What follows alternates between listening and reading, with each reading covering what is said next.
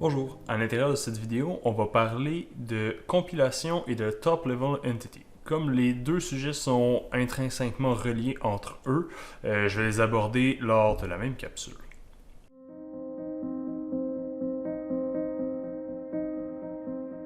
Donc en ce moment, on est en présence d'un design électronique qui représente dans le fond la solution de votre laboratoire numéro 4. L'image qu'on voit en ce moment, elle est à l'intérieur de l'énoncé du laboratoire, donc pas de problème de la partager. Et je vous montrerai peut-être seulement les blocs que vous n'aurez pas à faire, ceux qui sont fournis. Et je le répète ici, l'objectif est d'apprendre comment compiler nos projets et surtout comment gérer des projets qui possèdent plusieurs blocs à l'intérieur. C'est ce que vous aurez à faire dès le premier laboratoire de toute manière. Donc, on voit ici que mon système est considéré de plusieurs éléments, mais à l'intérieur de la fenêtre hiérarchie, ce qu'on voit par défaut, c'est seulement ce qu'on appelle le Top Level Entity. Donc, celui qui va, l'objet, le design qui va englober tous les autres morceaux plus petits. Donc, mon design intégration matérielle représente ce qui va être downloadé à l'intérieur de notre carte de développement et ce fichier de design-là est conçu à partir de 4 designs qui auront été élaborés à l'intérieur du laboratoire ou qui vous auront été fournis. Quand on parle de Top Level Entity, on vient faire référence justement à quel est en ce moment dans notre flot de travail le design sur lequel on travaille. Donc, si je voudrais télécharger intégration matérielle à l'intérieur de mon FPGA, intégration matérielle doit être le Top Level Entity et on peut exploser ici notre hiérarchie justement pour comprendre que intégration matérielle travaille avec les 4 autres éléments. Si j'effectue la compilation de mon projet en ce moment, ce qui sera compilé va être intégration matérielle et toutes ses sous-dépendances. Donc, intégration matérielle va être compilée à la suite de la compilation de l'émetteur, à la suite de la compilation d'un système sériel, à la suite de la compilation d'un récepteur et d'un décodeur. Il est possible qu'on trouve des erreurs à l'intérieur de chacun de ces 4 petits sous-systèmes. Et si on veut pouvoir travailler sur un sous-système séparé de l'ensemble, on doit modifier ce qu'on appelle le Top Level Entity. Donc, là, si on va dans le panneau de fichiers, on peut venir modifier le scope du projet. Donc, en ce moment, on travaille sur intégration matérielle au complet. Si je voudrais, par exemple, faire des tests sur un fichier qui vous a été donné, Serial Tester, je peux décider que ce fichier-là tout seul va devenir mon Top Level Entity. Donc, c'est comme si les fichiers qui n'ont pas de lien ou qui n'ont pas de dépendance à Serial Tester étaient exclus de mon projet. Si on retourne au niveau de la hiérarchie, il y a seulement Serial Tester qui existe et comme c'est un design qui est standalone, c'est un design qui est contraint à lui-même, il n'y a pas de relation avec d'autres sous-composantes, eh bien, on pourrait compiler seulement cet élément-là, tout en excluant les 4 autres composants que j'ai montrés. De la même façon, si vous voulez travailler sur le décodeur ou le simuler, il faudrait le spécifier comme étant un Top Level Entity, et maintenant, dans notre système, lors de la compilation, seul le décodeur serait compilé et serait soumis à la simulation.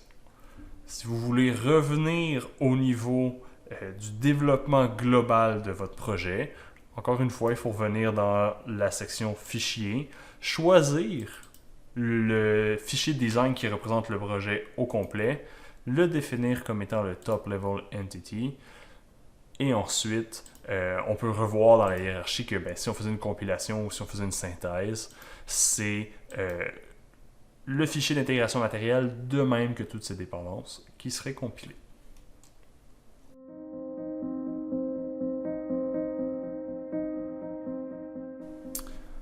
Dans la section précédente, vous m'avez entendu parler beaucoup de compilation, donc expliquons quel est le processus de compilation à l'intérieur de notre outil Quartus Prime Lite. Si vous avez déjà programmé, c'est un terme qui est souvent utilisé pour la création d'une application suite à l'écriture de code, mais c'est un petit peu différent lorsqu'on parle de système numérique. Donc, on voit déjà ici toutes les différentes étapes de compilation de notre outil. Donc, en fait, le processus de compilation est séparé en 4 éléments ou 5 éléments. Il y a tout d'abord la synthèse. Ça, c'est une étape qu'on va utiliser beaucoup en cours de développement pour simuler nos éléments. Il y a le placement qui s'effectue en deuxième. Donc, le placement prend le résultat de la synthèse, qui est en fait une vérification syntaxique de notre design et qui est une inférence au niveau des outils et des cellules disponibles pour le FPGA. Une fois que cette synthèse-là aura été faite, au niveau du placement, le FPGA va décider par quel chemin à l'intérieur du FPGA, quelles cellules vont être liées ensemble pour créer le circuit en tant que tel. L'assemblement va prendre le résultat de ces deux étapes-là et va créer le fichier qui va pouvoir être téléchargé directement à l'intérieur du FPGA. Et pour ce qui est du timing analysis, c'est une étape qui permet de vérifier si notre système va être peut-être problématique ou va être peut-être susceptible d'être trop lent, d'avoir des latences trop lentes, d'avoir des lignes de transmission trop lentes par rapport à la fréquence des différents signaux qui sont employés. Peut-être une notion un peu plus avancée. Donc, en résumé, si vous voulez télécharger un design à l'intérieur de votre FPGA, au niveau de vos fichiers, vous devez choisir le fichier qui englobe tous les sous-composants, le définir sous la forme Top Level Entity et en faire sa compilation. C'est un processus qui est assez long, on parle de quelques minutes, 1 à 2 minutes généralement. Vous voyez le progrès de chacune des étapes ici apparaître à gauche. Donc, tant que chacune des étapes ne se sera pas terminée, on ne peut pas télécharger tout de suite le matériel à l'intérieur du FPGA. Pendant que la compilation s'effectue, vous voyez certains messages apparaître au niveau de la console.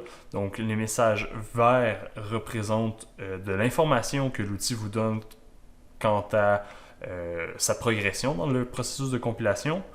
En bleu, on retrouve des warnings. Donc, c'est inévitable d'avoir une certaine quantité de warnings à l'intérieur de notre projet. C'est pas comme en programmation où on peut tous les éliminer. Donc, on peut filtrer un petit peu ce qui se passe dans la console en cliquant ici sur le bouton. On voit qu'il y a quelques warnings. Certains sont moins importants que d'autres. D'autres pourraient être problématiques et mériteraient une analyse plus en profondeur. Donc, par exemple, des pins n'ont pas été... Des sorties restent au même niveau logique, soit tout le temps des 1, tout le temps des 0. Dans ce cas-ci, c'est normal. C'est 4 broches que j'utilise pas au niveau de mon design. Donc, il faut prendre le temps de se poser certaines questions par rapport à nos warnings. Si jamais il y avait des erreurs critiques qui permettraient de télécharger le design dans le FPGA, on les verrait ici en rouge avec le filtre Error. Donc, il n'y a pas d'erreur. On pourrait télécharger notre design au niveau du FPGA. Maintenant, avant de se rendre au niveau de la synthèse et de la création du fichier final pour le FPGA, en cours de route, il est fort possible qu'on ait besoin de simuler ou de travailler sur certains des composants de façon individuelle. Et c'est là que la synthèse rentre en ligne de compte. Si, par exemple, je veux simuler mon décodeur, mais lui seulement à l'extérieur de l'environnement global, je vais pouvoir le mettre sous la forme ou sous le Top Level Entity, comme on l'avait fait dans la section précédente. Donc, on voit ici là, que l'intégration matérielle est exclue de mon analyse. Je n'ai plus l'intégration matérielle qui reliait les broches du FPGA à mon design. Je n'ai plus les 3 autres sous-composantes non plus. Donc, clairement, je ne pourrais pas faire une compilation parce qu'il manque de l'information pour qu'on puisse télécharger le décodeur directement dans le FPGA. Le décodeur n'a pas été encore relié à des broches. C'est le rôle d'intégration matérielle. C'est là que on peut cibler une étape particulière du processus de compilation, qu'on appelle la synthèse, pour préparer cet élément-là à être simulé. Donc, comme je le mentionnais tout à l'heure, la synthèse est une vérification syntaxique de notre design. permet de créer les petits blocs qui vont être insérés à l'intérieur du FPGA et surtout, ça va nous permettre de faire la simulation de ce bloc-là. Donc, en cours de route, on utilisera principalement l'analyse de synthèse et lorsque le design va être complété, c'est à ce moment-là qu'on utilisera la compilation.